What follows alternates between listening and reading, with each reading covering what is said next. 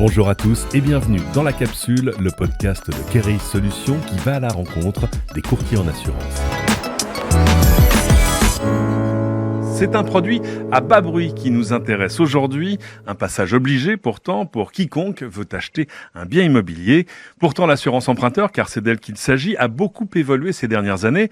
Depuis la loi Lemoine, en 2022, les emprunteurs ont ainsi gagné en liberté et en transparence et peuvent résilier leur contrat à tout moment pour en choisir un plus avantageux. De quoi offrir aux courtiers en assurance des opportunités inédites pour se démarquer et répondre aux besoins d'une clientèle en quête de flexibilité. Pour en parler avec nous aujourd'hui à ce micro, Philippe Bellèche, bonjour. Bonjour. Vous êtes courtier en assurance à Asnières, en banlieue parisienne. Vous êtes spécialiste de l'assurance des emprunteurs. Merci d'abord d'avoir répondu à notre invitation. En fin d'émission, on retrouvera aussi Emmanuel Constant de Kereis Solutions pour mieux comprendre comment Kereis Solutions accompagne les courtiers sur ce marché de l'assurance emprunteur.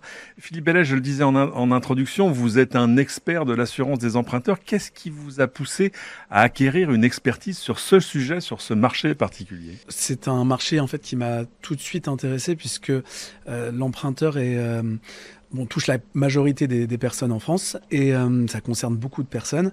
Et en plus, c'est un produit qui est très intéressant en termes d'assurance puisqu'il dure longtemps. C'est-à-dire que c'est des tensions qui sont beaucoup plus longues que sur des automobiles ou des habitations. Il dure le temps du crédit, c'est-à-dire 15 ans, 20 ans, 25 Exactement. ans. Bon, sachant que la moyenne pour la résidence principale est plus basse, c'est plutôt aux alentours de 8 ans, mais effectivement, sur tout ce qui est secondaire ou locatif, ça dure entre 15 et 20 ans. Donc déjà, c'est un produit qui est très intéressant et qui a pas mal de facettes en termes de connaissances. En fait, c'est pas très dur en fait comme produit, mais il y a pas mal de nuances et c'est un marché qui est encore pas très ouvert, qui est très possédé par les banques.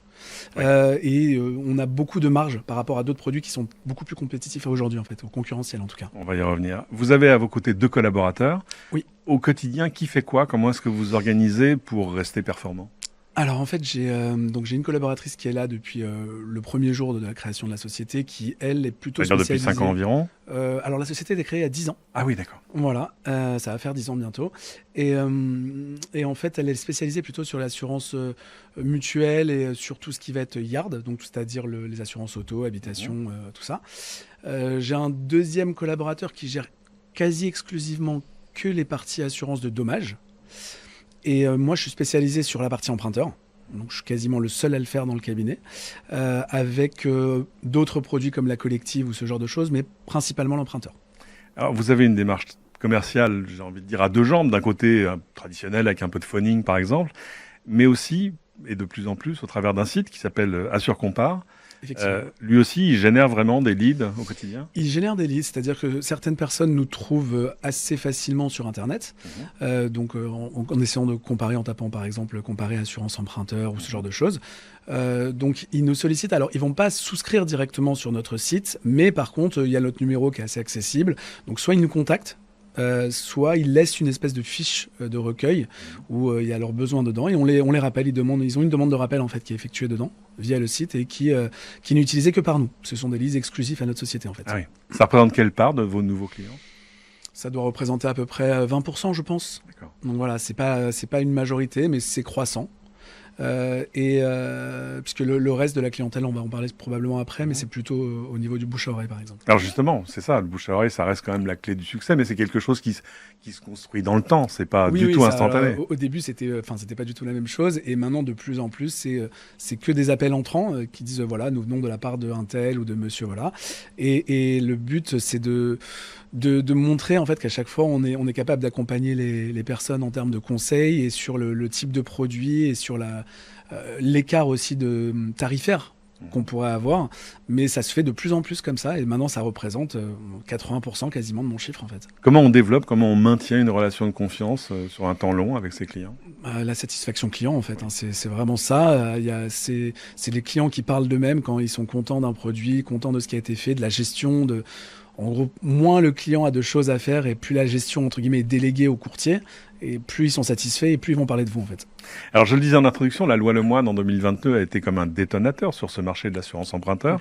Jusque-là, les clients changeaient très peu de contrats. En clair, vous preniez un crédit immobilier, la banque vous proposait l'assurance qui allait avec. C'était rare qu'on aille d'ailleurs même chercher une assurance en dehors de ce que proposait la banque. Exactement. Aujourd'hui, ce marché, il est entièrement ouvert. Complètement. En fait, en gros, avant la loi Lemoine, pour vous dire, ne serait-ce qu'au sein de mon cabinet, on était à peu près sur un ratio de 75% d'affaires nouvelles et à peu près 25%, donc un quart des dossiers en reprise, donc qui était à l'époque soit loi Bourquin ou soit les lois antérieures. On se souvient à l'époque, on ne pouvait dénoncer son contrat qu'à uniquement une date anniversaire. Enfin, exactement. C'était pas fait pour simplifier le passage d'un contrat à l'autre. C'était pas facile et voilà, c'était tout pour que la banque retienne un maximum le contrat. Il y avait très souvent des refus, il fallait reporter sur un an, les gens abandonnaient très facilement. Voilà. Et depuis que la loi Lemoine est arrivée, qui a été mise en place, c'est vrai que moi ça s'est complètement inversé, le ratio dans mon cabinet. Je suis quasiment un peu plus de 3/4 maintenant en reprise concurrence et plus qu'un quart d'affaires nouvelles. Parce que en fait, ça a complètement ouvert le marché et c'est devenu presque aussi simple que de changer de forfait mobile, quoi. Enfin, c'est quasiment ça, avec un petit délai, on va dire, Bien parce sûr. que en fait, il y a à peu près, il faut anticiper entre 2 à 3 mois entre la date où le dossier nous arrive entre les mains et la date de mise en place, c'est-à-dire la date d'effet du contrat. Puisque le temps que la banque, il y a des délais entre guillemets légaux qui permettent de changer d'assurance, donc il faut que la banque elle ait 10 jours ouvrés pour vous répondre. Mais en fait, il y a pas mal de délais, mais voilà, entre 2 et 3 mois, tout est bouclé, alors qu'avant, il fallait 1 an entre guillemets pour pouvoir changer et c'était assez long et pas forcément efficace. Alors justement, vous collaborez avec Kereis Solutions depuis 5 ans. Qu'est-ce qui a été le déclencheur, j'ai envie de dire, de ce partenariat ? Alors je dirais qu'il y a eu 2 déclencheurs. Donc le premier, on va dire, c'était le fait d'avoir une solution qui proposait dès le début une espèce de plateforme avec plusieurs assureurs. Donc on avait du choix. Avec des assureurs qui ne sont pas forcément proposés chez la concurrence. Donc ils ont des assureurs qui sont un peu propres à leur plateforme et qui permettent d'élargir notre offre. Et ils ont également mis en place un service qui s'appelle eChange, qui est en fait une cellule de reprise qui va entre guillemets nous laisser le choix pour déléguer la totalité de la reprise. Donc eChange va se charger entre guillemets vraiment de A à Z du processus de reprise de contrat. Donc ils vont gérer l'envoi de la substitution à la banque avec les recommandés, etc.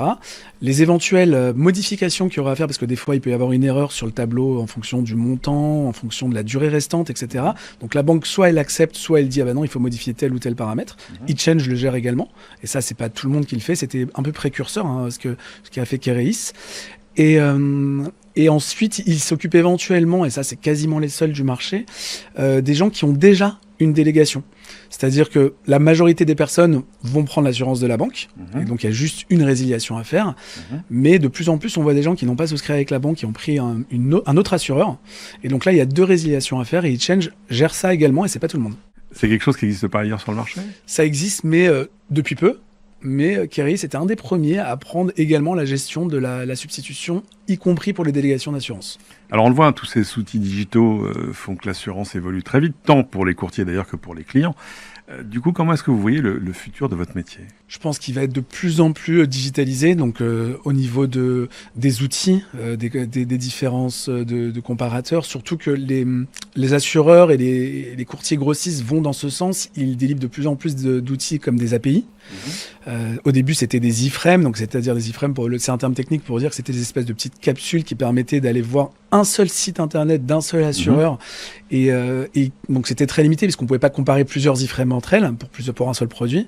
Après, ils sont allés sur du web service qui était en fait un outil qui permettait quand même de comparer entre eux avec des algorithmes plusieurs assureurs, mais c'était assez compliqué puisqu'à chaque mise à jour, on devait tout refaire.